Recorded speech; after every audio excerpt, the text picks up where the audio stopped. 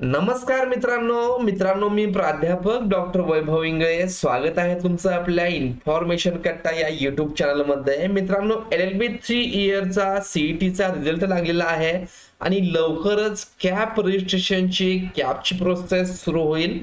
हे cap registration करण्यासाठी कुठलं डॉक्युमेंट लागणार आहे त्याविषयीची माहिती आज आपण या व्हिडिओमध्ये पाहणार आहोत। मित्रांनो 11th आवरला तुमच्याकडे जर हे डॉक्युमेंट नसतील तर तुमची पळापळी होऊ शकते आणि तेच टाळण्यासाठी आपल्या चॅनलद्वारे आवश्यक अशी कागदपत्र जी रिक्वायर्ड आहेत ज्याशिवाय कॅप रजिस्ट्रेशन पूर्ण होऊ शकत नाही अशी लिस्ट तुम्हाला ऍडव्हान्स मध्ये आपण देत आहोत। मित्रांनो व्हिडिओ सुरू करण्यापूर्वी तुम्ही जर चॅनलला नवीन असाल चॅनलला सबस्क्राइब केलं नसेल तर सबस्क्राइब करून घ्या, सोबत बेल आयकॉनला प्रेस करा। त्याचबरोबर डिस्क्रिप्शन बॉक्स मध्ये टेलिग्राम आणि व्हॉट्सअप चॅनलची लिंक दिलेली आहे, तिथे देखील तुम्ही जॉईन करून घ्या म्हणजे नवीन व्हिडिओ आला की लगेच अपडेट तुम्हाला मिळून जाईल। चला तर मित्रांनो सुरू करूयात व्हिडिओ। त्यापैकी पहिला आहे स्कॅन केलेला आयडी साइज फोटो। जसं तुम्ही सीईटी एक्झाम साठी तुमचा फोटो स्कॅन करून अपलोड केला होता तोच फोटो तुम्ही या ठिकाणी वापरू शकता। फोटोची साइज 4 KB ते 100 KB पर्यंत असावी। नंबर 2 आहे स्कॅन केलेली सही स्कॅनर सिग्नेचर 30 KB पर्यंत 0 ते 30 KB पर्यंत याची साइज असावी, 30 पेक्षा जास्त असेल तर ते एक्सेप्ट करत नाही। नंबर 3 आहे सीईटी ऍप्लिकेशन फॉर्म जो PDF मध्ये मिळतो। आता हा फॉर्म कसा डाउनलोड करायचा, फॉर्म कुठे मिळेल? जर तुम्ही जो सीईटी ऍप्लिकेशन म्हणजे सीईटी एक्झामचा फॉर्म भरलेला आहे त्याची ऍप्लिकेशन फॉर्मची PDF तुमच्या जवळ असेल, जर तुमच्या जवळ ते ऍप्लिकेशनची PDF नसेल तर ती तुम्ही कशा प्रकारे डाउनलोड करू शकता? मित्रांनो त्यासाठी तुम्हाला सीईटी सेलच्या ऑफिशियल वेबसाईटला यायचं आहे। या वेबसाईटची लिंक देखील डिस्क्रिप्शन बॉक्स मध्ये दिलेली आहे। इथं आल्यानंतर तुम्हाला कॅन्डिडेट रजिस्ट्रेशन यावरती क्लिक करायचं आहे। यावरती क्लिक केल्यानंतर अशा प्रकारचा तुमच्या समोर इंटरफेस ओपन होईल। इथे तुमचा रजिस्टर्ड ईमेल आयडी आणि पासवर्ड टाकून साइन इन करायचं आहे। साइन इन केल्यानंतर अशा प्रकारचा इंटरफेस तुमच्या समोर ओपन होईल। आता इथं आल्यानंतर रजिस्टर नाव या बटनावरती तुम्हाला क्लिक करायचं आहे आणि तुम्ही ज्या कोर्सला रजिस्ट्रेशन केलेलं आहे तिथं तुम्हाला अशा प्रकारे इनरोल्ड असा ऑप्शन दिसेल तर त्यावरती तुम्हाला क्लिक करून घ्यायचं आहे। यावरती क्लिक करून घेतल्यानंतर मित्रांनो तुमच्या समोर अशा प्रकारचं पेज ओपन होईल आणि इथं प्रिंट ऍप्लिकेशन फॉर्म हा ऑप्शन दिसेल तर यावरती तुम्हाला क्लिक करायचं आहे आणि प्रिंट ऍप्लिकेशन फॉर्म यावरती तुम्हाला क्लिक करायचं आहे आणि ती प्रिंट काढून ठेवा।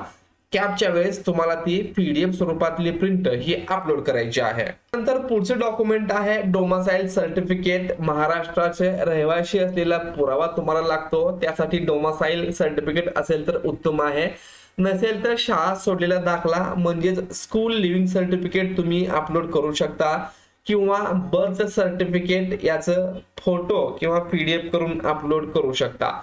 महाराष्ट्र कॅन्डिडेट टाइप असेल तर तिन्हीपैकी एक डॉक्युमेंट तुमचं असणं आवश्यक आहे। जे महाराष्ट्राच्या बाहेरचे आहेत त्यांना हे लागणार नाहीये। त्यानंतर पुढचे डॉक्युमेंट आहे 10th marksheet with conversion certificate. आता हे कन्वर्जन सर्टिफिकेट काय असतं याविषयीचा डिटेल व्हिडिओ आपल्या चॅनलला आहे, त्याची लिंक मी तुम्हाला डिस्क्रिप्शन बॉक्स मध्ये दिलेली आहे, त्यानुसार तुम्ही तुमचं कन्वर्जन सर्टिफिकेट बनवू शकता। तर 10वीचं मार्कशीट कशासाठी लागणार आहे तर त्यावरती डिटेल आपल्याला टाकायचे आहेत, प्लस त्याचं मार्कशीट देखील आपल्याला अपलोड करावं लागणार आहे। महाराष्ट्र स्टेट बोर्ड पुणेचं जर तुम्ही एक्झाम दिली असेल तर तुम्हाला कन्वर्जन सर्टिफिकेटची गरज लागणार नाही, फक्त तुम्ही 10वीचं मार्कशीट अपलोड करू शकता। जे CBSE किंवा इतर कुठल्या बोर्डामधून एक्झाम दिली असेल आणि ज्याच्यामध्ये ग्रेड असतात तर तुम्हाला कन्वर्जन सर्टिफिकेट लागणार आहे। त्यानंतर पुढचं डॉक्युमेंट आहे 12वीचं मार्कशीट। जर महाराष्ट्र स्टेट बोर्ड सोडून इतर कुठल्या बोर्डामधून एक्झाम दिली असेल तर त्याला देखील कन्वर्जन सर्टिफिकेट लागणार आहे। कन्वर्जन सर्टिफिकेट म्हणजे जे तुमचे ग्रेड पॉइंट आहेत त्याचं मार्कामध्ये रूपांतर केलेलं एक सर्टिफिकेट असतं, ते तुम्ही स्वतः तयार करू शकता किंवा तुमच्या शाळेमधून विद्यालयामधून कॉलेजमधून ते मिळवू शकता। त्यानंतर पुढचं डॉक्युमेंट आहे ग्रॅज्युएशन किंवा पोस्ट ग्रॅज्युएशन। तुम्ही जर ग्रॅज्युएशन ऍप्लिकेशन करत असाल तर ग्रॅज्युएशन 3 वर्षाचं ग्रॅज्युएशन असेल तर 3 वर्षाचे मार्कलिस्ट तुम्हाला लागणार आहेत। सेमिस्टर वाईज असेल तर 6 सेमचे 6 मार्कलिस्ट तुम्हाला लागणार आहेत आणि त्या 6 सेम मधले प्रत्येक वर्षाचे मार्क्स टोटल मार्क्स तुम्हाला त्या ठिकाणी द्यावे लागणार आहेत आणि त्याचे देखील कन्व्हर्जन सर्टिफिकेट जर त्या तुमच्या मार्कशीटवरती ग्रेड असतील तर तुम्हाला ते कॉलेजमधून त्याचं कन्व्हर्जन करून घ्यावं लागणार आहे. याचा व्हिडिओ एकदा पाहून घ्या. डिस्क्रिप्शन बॉक्स मध्ये कन्व्हर्जन सर्टिफिकेटच्या व्हिडिओची लिंक मी तुम्हाला दिलेली आहे. तुम्ही जर पोस्ट ग्रॅज्युएशन ऍप्लिकेशन करत असाल तर ग्रॅज्युएशन प्लस पोस्ट ग्रॅज्युएशन दोन्हीच देखील तुम्हाला मार्कलिस्ट बोथ इयरचे असणं आवश्यक आहे.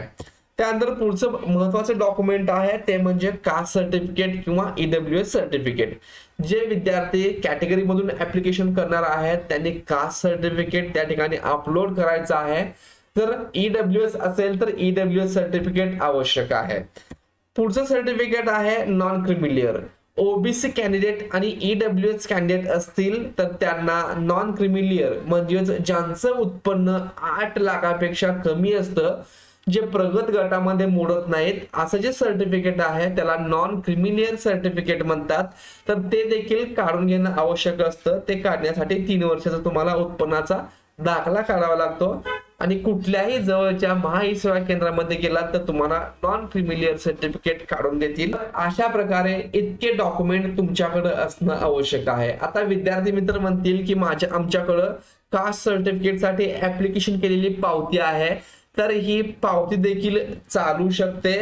सीईटी सेल कडून विशिष्ट तुम्हाला कालावधी दिला जाऊ शकतो. कास्ट व्हॅलिडिटी असेल, कास्ट सर्टिफिकेट असेल, ईडब्ल्यूएस सर्टिफिकेट असेल किंवा नॉन क्रिमिलियर सर्टिफिकेट असेल तर याची पावती तुमच्याकडे जवळ असेल, तुम्ही ऍप्लिकेशन केलं असेल, आणखीन तुम्हाला कास्ट सर्टिफिकेट मिळालं नसेल तर ती पावती देखील चालू शकते.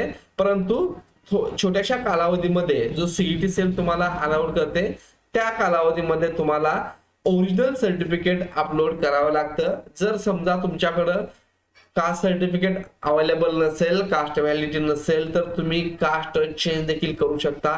ओपन कॅटेगरी मधून ऍप्लिकेशन हे करू शकता. मित्रांनो, इतके डॉक्युमेंट तुमच्याकडे असतील तर तुम्हाला कुठलाही प्रॉब्लेम येणार नाही. मित्रांनो, व्हिडिओ आवडला असेल तर चॅनलला लाईक करा, सबस्क्राईब करा, तुमच्या मित्रांना ही माहिती शेअर करा. धन्यवाद.